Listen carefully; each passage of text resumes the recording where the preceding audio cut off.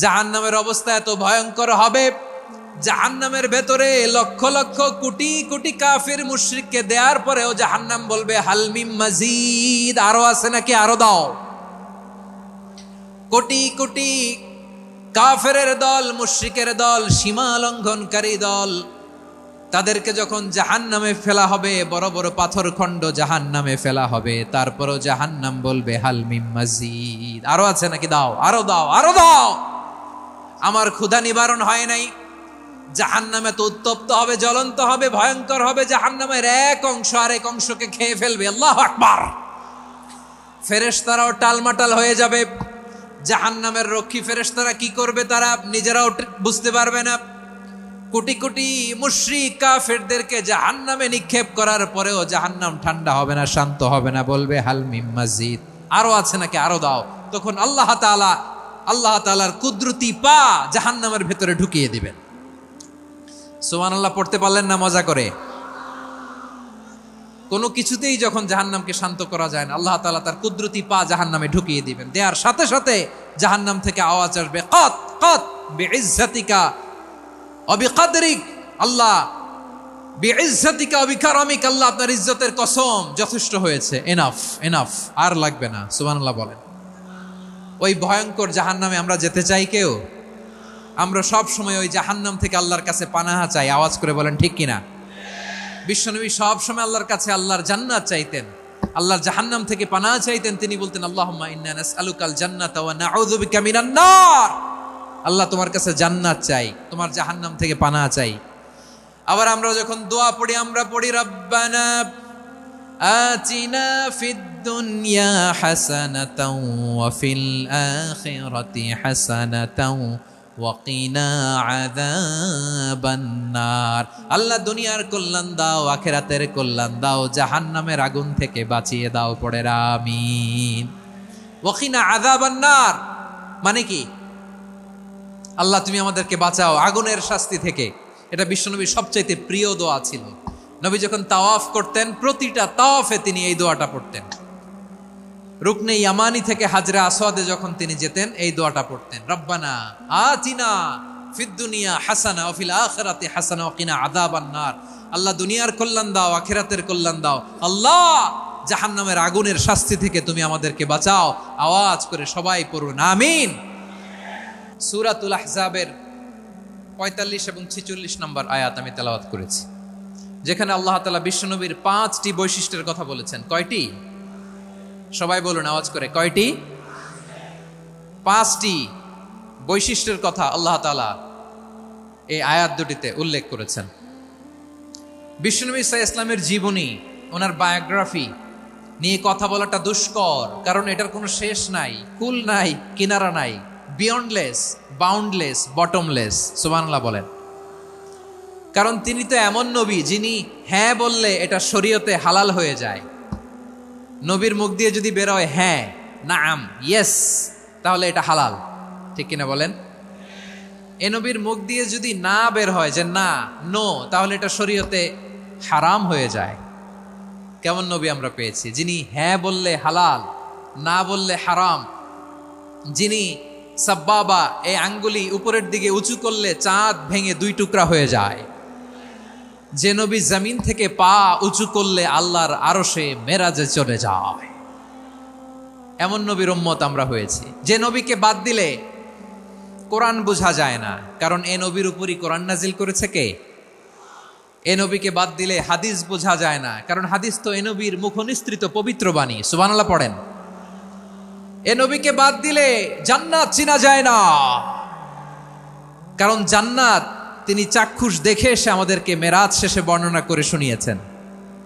এ নবীকে বাদ দিলে জাহান্নাম চেনা যায় না, এ নবীকে বাদ দিলে আমার রবকে চেনা যায় না। ঠিক কিনা বলেন?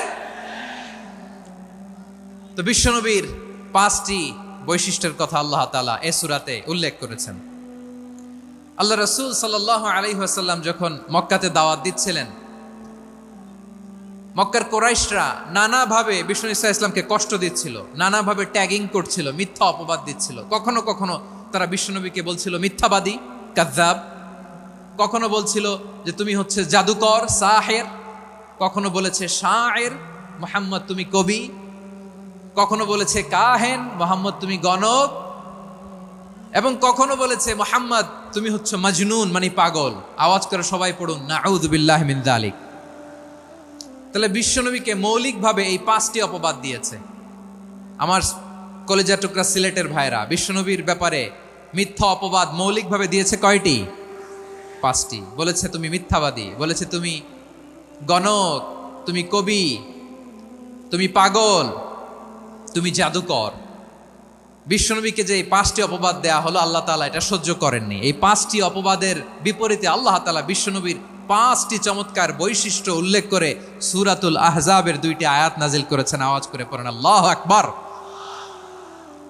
5টি চমৎকার বৈশিষ্ট্য সূরাতুল আহজাবের ভেতরে রব্বুল আলামিন উল্লেখ করে আমাদেরকে জানিয়ে দিচ্ছেন, ইয়া আইয়ুহান নাবিয়্যু ইন্না আরসালনাকা শাহিদান ওয়া মুবাশশিরান ওয়া নাযীরা ওয়া দাঈয়ান ইলাল্লাহি বিইذনিহি ওয়া সিরাজাম মুনীরা। পড়েন আল্লাহু আকবার। রব্বুল আলামিন ডেকে বলেন, ও নবী, নিশ্চয় আমি আপনাকে সাক্ষ্যদাতা রূপে প্রেরণ করেছি, সুসংবাদদাতা রূপে প্রেরণ করেছি, সতর্ককারী রূপে প্রেরণ করেছি, আল্লাহর দিকে আহ্বানকারী রূপে প্রেরণ করেছি, আর আলো দানকারী চেরাগ রূপে, প্রদীপ রূপে প্রেরণ করেছি। পড়েন সুবহানাল্লাহ। 5টা বৈশিষ্ট্য। 1 নম্বরে আল্লাহ তাআলা বলেন, হে নবী, নিশ্চয় আমি আপনাকে সাক্ষ্যদাতা হিসেবে প্রেরণ করেছি। সাক্ষ্যদাতা, বিষ্ণু ইসা ইসলাম সাক্ষ্য দিবেন, এজন্য শাহিদ। শাহিদ মানে সাক্ষ্যদাতা। আওয়াজ করে বলুন, শাহিদ মানে কি? তিনি সাক্ষ্য দিবেন। মুবাশশির, 2 নম্বর বৈশিষ্ট্য হচ্ছে তিনি মুবাশশির। মুবাশশিরুম বিরাহমাতিল্লাহি ওয়া বিল জান্নাহ, তিনি আল্লাহর রহমতের সুসংবাদ দেন, তিনি আল্লাহর জান্নাতের সুসংবাদ দেন। সুবহানাল্লাহ পড়েন। 3 নম্বর বৈশিষ্ট্য হচ্ছে নাযীর, তিনি সতর্ককারী, ওয়ার্নার, তিনি সাবধান করতে এসেছেন, রিমাইন্ডার দিতে এসেছেন যে আল্লাহর পথে যদি না চলো, শিরকি কাজ যদি না থামাও, তাহলে এমন আযাব আসবে আল্লাহর পাকড়াও থেকে তুমি বাঁচতে পারবে না। তিনি নাযীর। বিষ্ণু ইসা ইসলামের 4 নম্বর বৈশিষ্ট্য হচ্ছে দাঈয়ান ইলাল্লাহ, তিনি আল্লাহর দিকে আহ্বানকারী। এই যে আমরা আমাদেরকে পরিচয় দেই যে আমরা দাঈ, বলি না? বলি যে উনি হচ্ছেন একজন দাঈ ইলাল্লাহ। বহু বচনে আমরা বলি আদ-দুআত ইলাল্লাহ। এটা কোরআনের এই আয়াত থেকে এসেছে। সুবহানাল্লাহ পড়েন। ওয়া দাঈয়ান ইলাল্লাহি বিইذনিহি, আল্লাহর আদেশে বিষ্ণু ইসা ইসলাম আল্লাহর দিকে মানুষকে ডাকেন। এবং বিষ্ণু ইসা ইসলামের 5 নম্বর বৈশিষ্ট্য হচ্ছে সিরাজাম মুনীরা, আলো দানকারী প্রদীপ, আলোকদীপ্ত প্রদীপ, যে আলো দিয়ে তিনি গোটা বিশ্বকে আলোকিত করেছেন। আওয়াজ করে পড়েন আল্লাহু আকবার। তাহলে মোট 5টি বৈশিষ্ট্য নিয়ে আমরা কথা বলবো বিশ্বনবীর। আওয়াজ করে বলুন কয়টি? 1 নম্বরে হচ্ছে শাহিদ, বিশ্বনবী সাক্ষী দিবেন। কি দিবেন? He will be witness for all prophets and for us. তিনি নবীদের উপরও সাক্ষী দিবেন, আবার উম্মতের উপরও সাক্ষী দিবেন। সুবহানাল্লাহ পড়েন। কিয়ামতের দিন আল্লাহ তাআলা প্রত্যেক নবীকে জিজ্ঞেস করবেন যে তুমি কি তোমার উম্মতের কাছে আমি যা যা পৌঁছাতে বলেছিলাম পৌঁছিয়েছো? নবীরা বলবে আল্লাহ আমি পৌঁছিয়েছি। নবীদের কথা ঠিক কিনা, সত্য কিনা, এর সপক্ষে তখন বিশ্বনবী সাক্ষী দিবেন। সুবহানাল্লাহ পড়েন।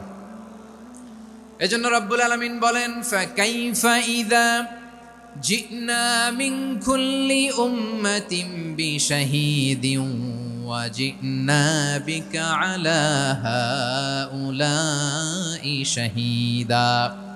তখন কেমন হবে যখন প্রতিটি উম্মত থেকে আমি একজনকে সাক্ষ্য হিসেবে বের করে আনবো, আর তাদের উপরে নবী আমি আপনাকে সাক্ষ্য বানাবো। পড়েন সুবহানাল্লাহ।